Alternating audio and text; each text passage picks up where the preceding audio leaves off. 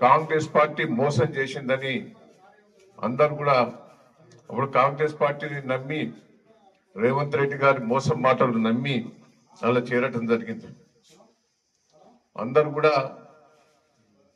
కూడా కాంగ్రెస్ పార్టీకి గట్టిగా పనిచేశారు. రేవంత్ రెడ్డి నాయకత్వంలో ఈ రాష్ట్రం బాగుపడుతుంది, రైతులు బాగుపడతారని నమ్మారు. మోసం మాటలు కూడా మహిళలకు 2500 ఇస్తాం, రైతులకు ఇవాళేదో రైతు బంధు చేసినామని గొప్పగా సంబరాలు చేసుకుంటున్నారు. సిగ్గనిపిస్తలేదు. సంవత్సరం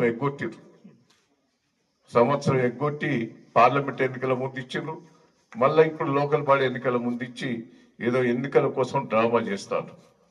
నేను ఒకటే మేము కాంగ్రెస్ పార్టీని అడుగుతున్నాం, రుణమాఫీ కూడా 40% కూడా కాలే, అది బోకస్.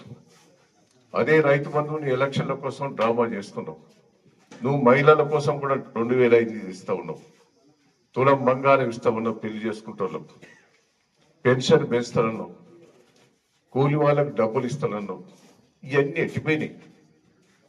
వచ్చే ఎలక్షన్ల ముందు నెల రోజులలో ఎలక్షన్లు అయిపోయినాక ఇస్తానని చెప్పి మోసం చేశాం. ఇవాళ నీళ్లు లేవు, రాయపర్తి మండలం అంతా ఎడారి అయిపోతున్నది, కరెంటు లేదు, గోసపడతారు. సిగ్గు అనిపిస్తలేదా? కేసీఆర్ ఉన్నప్పుడు టక్క రైతు బంధు పడేది, కరెంటు వచ్చేది, నీళ్లు వచ్చేది. ఇలా ఒడ్లు కొనేందుకు కూడా దిక్కులేవు. ప్రతి గింజకు మొక్కలు కానీ ఏ పంట పండినా కూడా బోనస్ ఇస్తానని చెప్పినావు. అన్ని మోసం చేసినావు. ఇప్పటికైనా సిగ్గు తెచ్చుకొని, ఇప్పటికి ఎరువు బస్తాలు దొరుకుతలేవు.